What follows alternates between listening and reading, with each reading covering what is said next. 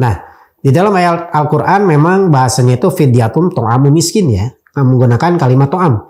To'am ini berarti menghususkan kaitan dengan makanan. Nah, tentu saja di sini bukan dalam artian khusus syarat ya, tapi ini sebetulnya lebih kepada konteks keutamaan. Ramadan datang penuh cahaya, cahaya keagungan benar rahmatnya.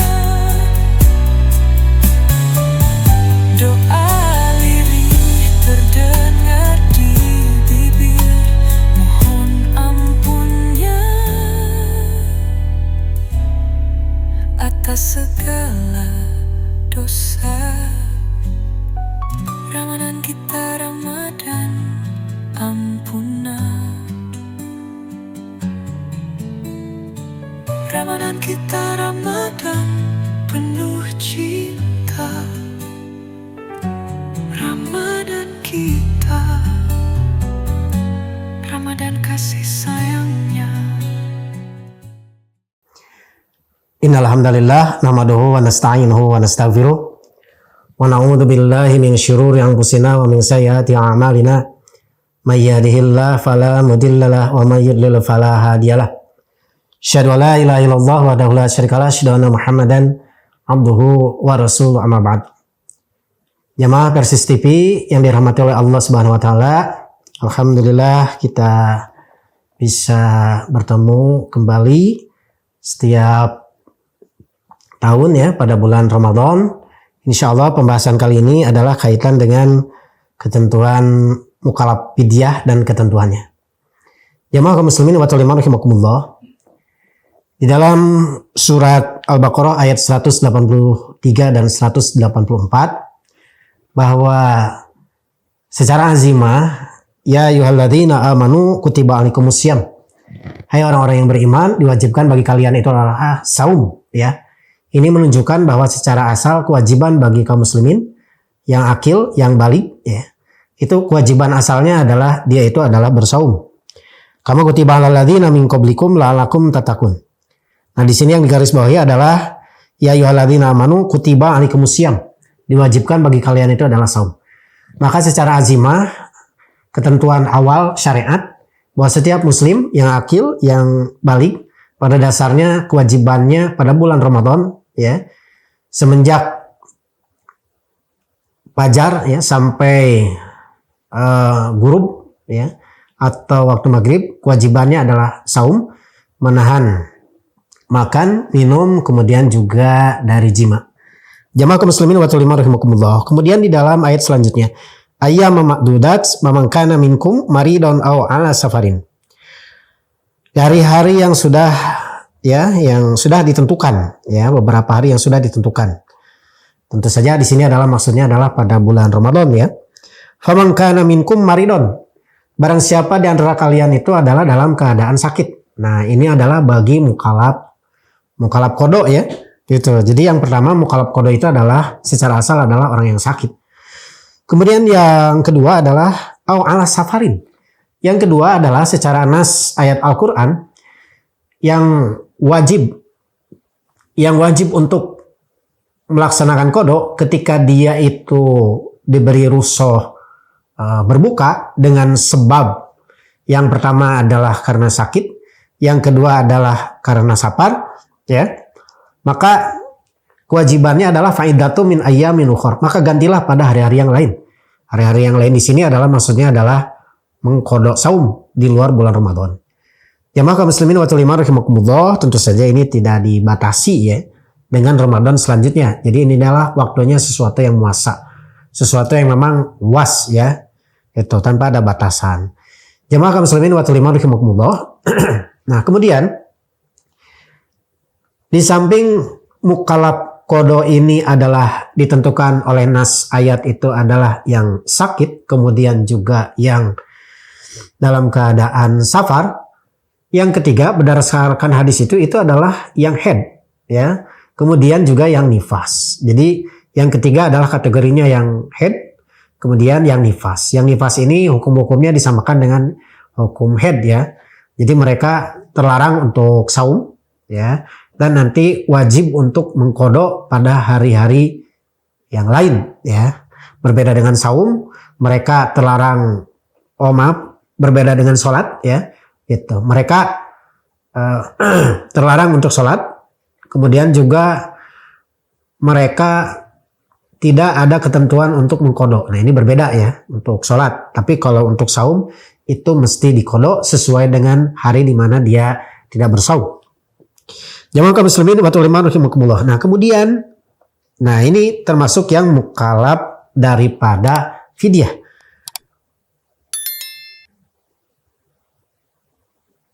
Wa 'alal ladzina yutiqunahu fidyatun ta'amu miskin.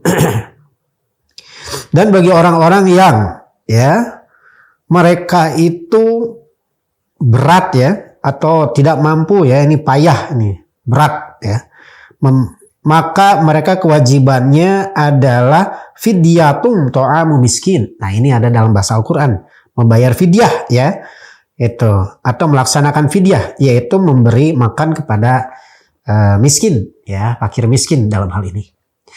Jamaah kaum muslimin wa rahimakumullah, maka kaitan dengan mukallaf daripada fidyah ini itu adalah orang yang tidak mampu saum ya, atau berat untuk saum. Nah ini adalah ilatnya. Nanti akan dirinci ya, akan dirinci. Nah, ada pembahasan tentang siapa saja sebetulnya yang termasuk dalam kategori mukallaf fidyah ini ya, ketika dia itu nantinya tidak mampu saum atau berbuka saum. Jamaah kaum muslimin wa rahimakumullah, di sini yang perlu digarisbawahi adalah berat ya, berat untuk saum atau ketidakmampuan untuk saum. Nah, ini sebetulnya bisa beberapa kategori ya. Pertama kategorinya adalah misalkan orang yang sudah tua. Nah, orang yang sudah tua ini sebetulnya ada beberapa kategori ya. Pertama, ada yang orang tua itu walaupun sudah sepuh tapi dia mampu untuk bersaum. Nah, kalau seandainya dia kuat mampu untuk bersaum, maka kembali kepada azimah bahwa dia itu tetap wajib saum, tidak boleh untuk berbuka kemudian membayar fidyah. Jadi tidak semata-mata karena tuanya ya, tapi tergantung ini daripada ilatnya. Ada nggak ilat ketidakmampuan atau berat untuk saumnya? Kemudian yang kedua adalah ada yang orang tua yang memang yang sakit.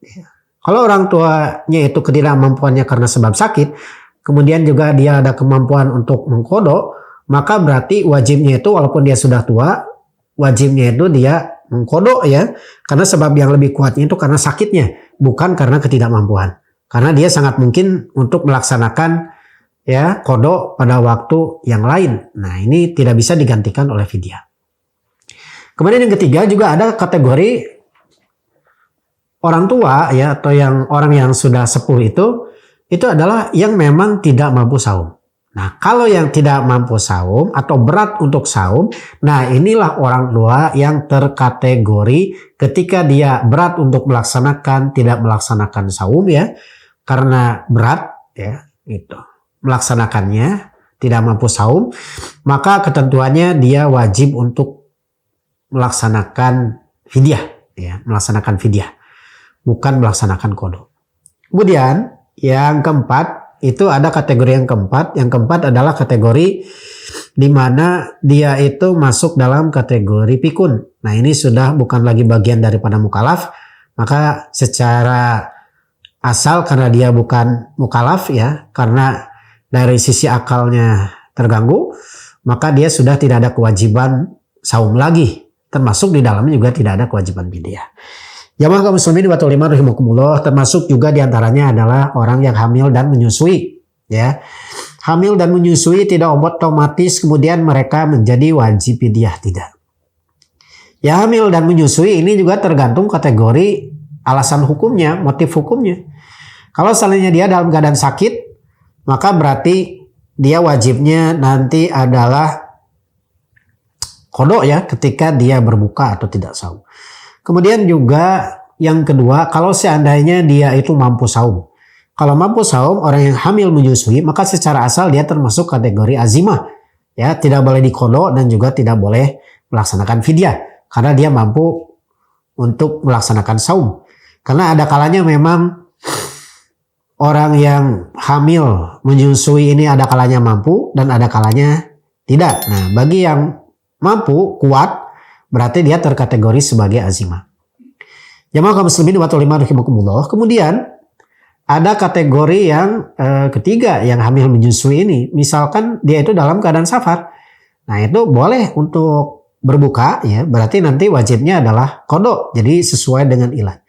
Nah, bagi yang lemah, baik dikhawatirkan lemahnya itu kepada kandungannya ataupun si ibunya, ataupun misalkan yang menyusui itu adalah nanti misalkan bayinya itu jadi lemah ya, tapi tidak dalam kategori sakit. Nah, akibat kelemahan, dengan sebab kelemahannya ini, maka kewajibannya itu bukan qada ya. Ketika dia tidak saum, maka kewajibannya itu adalah fidyah ya, maka kewajibannya itu adalah fidyah. Kemudian jamaah kaum muslimin wa rahimakumullah, misalkan yang menyusui dalam keadaan haid atau nifas, maka dia tidak boleh terlarang untuk saum ya. Wajibnya nanti bukan fidyah, tapi wajibnya dia itu qada nantinya. Sesuai dengan ilatnya, yaitu haid dan nifas. Jadi kalau haid, nifas, safar, sakit, maka itu kategorinya adalah kategori qada, mukallaf qada ketika dia berbuka. Kemudian kalau karena sebabnya ketidakmampuan, maka kewajibannya itu nantinya adalah fidyah ya. Kemudian juga sama ya, misalkan untuk kasus yang lain, misalkan untuk kategori orang yang sakit ya. Orang yang sakit juga ada dua kategori. Pertama, dia mempunyai kemampuan nanti untuk mengganti ya, qada. Kemudian yang kedua, ada orang yang memang sakit menahun yang tidak memungkinkan dia itu nantinya akan mengqada saum.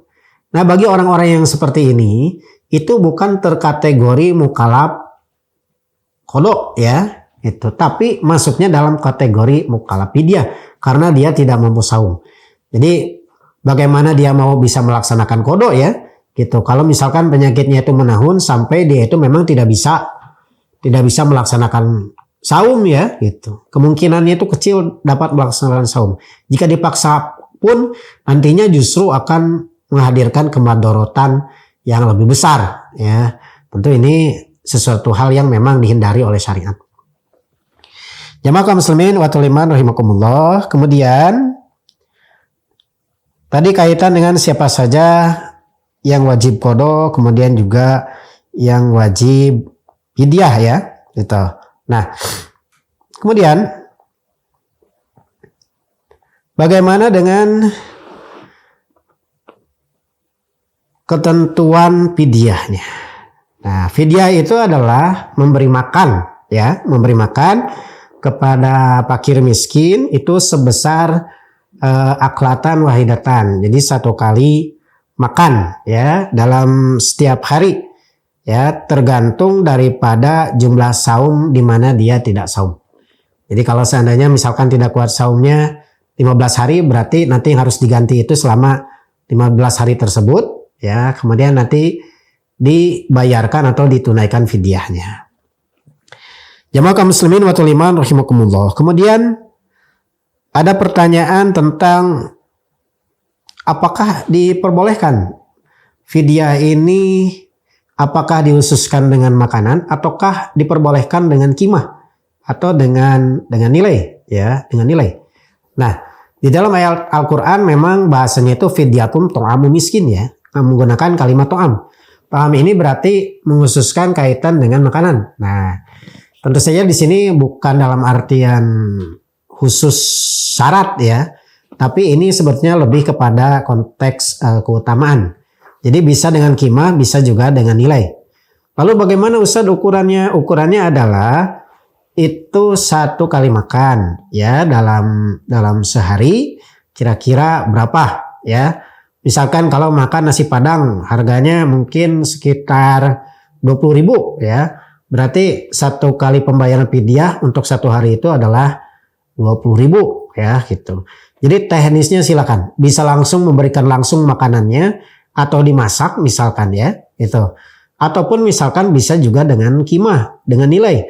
Kalau dengan nilai misalkan tadi dengan uang sebesar 20.000 ya. Tentu ini konteksnya adalah sesuai dengan makanan yang dimakan sehari-hari, standarnya berapa. Ya, tentu standar tingkatan ekonominya yang lebih rendah berbeda dengan kelas menengah ataupun dengan kelas yang atas ya, kelas atas, ekonomi kelas atas lebih tinggi. Tentu saja nanti standarnya akan berbeda. Jamaah kaum muslimin wa iman rahimakumullah. Nah, itu. Mungkin itu saja yang dapat disampaikan kaitan dengan video ini. Barangkali mungkin ada pertanyaan. Silakan dapat disampaikan pertanyaannya. Baik Ustadz, ada pertanyaan. Boleh, silakan. Yang pertama, apakah orang yang sedang sakit boleh fidyah atau hanya qada saja? Orang yang sakit itu ada dua kategori ya. Pertama, orang yang sakit itu jadi bukan pilihan sebetulnya ya, tapi ketentuan qada dan fidyah ini sudah ditentukan. Sekali lagi, qada dan fidyah ini bukan pilihan. Misalkan ketika seseorang sapar atau ketika seorang sakit ya, sudahlah saya mau qada saja. Sudahlah saya mau fidyah saja gitu. Nah, ini bukan pilihan seperti itu. Tapi masing-masing baik itu qada ataupun fidyah itu sudah ada mukalafnya, sudah ada ketentuannya, sudah ada dijelaskan kaitan dengan siapa orang-orang yang ketika dia berbuka, kemudian apakah wajibnya itu qada atau fidyah. Kaitan dengan yang sakit sebagaimana tadi di dalam ayat Al-Qur'an ya. Jadi barang siapa dalam keadaan sakit ya, faman kana minkum maridon. Barang siapa dalam keadaan sakit, maka ketentuannya adalah fa'iddatu min ayyamin ukhar. Maka wajib mengganti pada hari yang lain ketika dia itu tidak bersaum ya, atau berbuka atau tidak saum gitu. Maka ketentuannya adalah dia wajib membayar qada. Ini adalah yang asal. Kemudian bagaimana kalau seandainya yang sakitnya itu adalah di mana dia tidak bisa melaksanakan qada ya. Itu. Misalkan tidak bisa diharapkan membayar qada ya. Itu bagaimana ketentuannya? Nah, ketentuannya ini adalah masuk dalam kategori wa'alal ladzina yutiqunahu. Termasuk orang yang kategori mutik. Orang yang tidak mampu saum, di antaranya adalah orang yang sakit menahun, di mana sakit menahun ini dia tidak bisa diharapkan atau berat atau mungkin bisa jadi timbul kemadharatan yang lebih besar ya ketika dia bersaum, maka ketentuannya wajibnya itu baru fidyah. Jadi ini tafsil ya, ada penjelasan. Demikian, mudah-mudahan jelas. Silakan, barangkali ada pertanyaan lain. Baik Ustadz, yang kedua, apakah setiap orang tua diperbolehkan fidyah atau hanya orang tua yang tidak mampu saja untuk bersaum? Nah, ini untuk kategori orang tua ya. Kategori orang tua ini tergantung daripada ilatnya ya. Karena ada orang tua tidak semuanya tidak mampu saum. Ada kalanya orang yang sudah tua juga masih kuat ya. Mungkin sekelas Aderai mungkin ya. Mungkin ada yang seperti Aderai misalkan gitu. Itu misalkan badannya kuat ya, sering latihan beban dan lain sebagainya. Mungkin umur 70 atau 80 juga masih kuat ya untuk saum. Tapi ada kalanya juga mungkin usianya baru sekitar 50, 60, tapi dia sudah tidak mampu saum ya. Itu sangat mungkin. Itu artinya bahwa orang tua ada kalanya kalau dia itu mampu saum, kuat saum, maka dia tetap wajib saum, tidak boleh berbuka. Masuk dalam kategori azimah, ketentuan awal sebagaimana kaum muslimin yang lain, baik itu laki-laki ataupun perempuan. Kemudian yang kedua, bisa jadi dalam keadaan sakit. Nah, kalau sakit berarti kategorinya nanti wajibnya qada kalau dia berbuka. Bisa jadi juga kategorinya dia itu dalam keadaan sapar. Kalau sapar boleh juga berbuka. Berarti nanti ketentuannya dia wajib untuk qada kalau dia berbuka. Kemudian yang lainnya adalah terkategori si orang tua ini atau orang yang sudah sepuh ini itu terkategori sebagai orang yang tidak kuat saum, tidak mampu saum ya. Gitu. Berat untuk saum, tidak mampu saum. Nah, ini baru orang tua yang terkategori fidyah. Gitu. Demikian, mudah-mudahan jelas. Silakan, barangkali ada yang lain. Baik Ustadz, yang terakhir, bagaimana orang yang ikut? Apakah harus saum dengan tidak qada atau gimana? Atau fidyah atau bagaimana? Nah, ini menarik. Hadirin rahimakumullah, kaitan dengan orang yang sudah pikun ini, ya, kaitan dengan mukallaf itu seseorang kan harus melaksanakan sesuatu itu dalam keadaan sadar, di mana memang akalnya itu tidak terganggu. Seseorang melaksanakan sholat dalam keadaan sadar, melaksanakan saum dalam keadaan sadar, dia menyengaja untuk saum. Itu makanya nantinya anak kecil, orang gila, ya, itu tidak termasuk mukallaf. Kenapa? Karena anak kecil belum balik, ya, jadi belum terhitung pahala dan dosa, ya. Kemudian paling hanya sekedar untuk tarbiyah, ya, tarbiyah untuk anak-anak gitu, mendidik anak-anak, dan pahalanya tentu bagi orang tua. Kemudian bagi orang yang misalkan orang gila, nah orang gila walaupun saum dia tidak akan mendapatkan pahala, ya, dia bukan mukallaf gitu. Nah, orang yang pikun itu masuk dalam kategori ghair mukallaf, ya, bukan sebagai mukallaf, sehingga tidak ada kewajiban fidyah, bahkan tidak ada kewajiban saum, ya. Kenapa? Karena akalnya sudah terganggu. Jadi kaitan dengan pembenahan syariat ini itu hanya bagi orang yang berakal saja. Bagi yang akalnya terganggu, maka dia sudah bukan mukallaf lagi, tidak dituntut oleh syariat. Mudah-mudahan jelas. Demikian, mohon maaf jika ada kekurangan. Assalamualaikum warahmatullahi wabarakatuh. Saatnya kita buktikan atas kejujuran dalam perintahnya. Saatnya waktu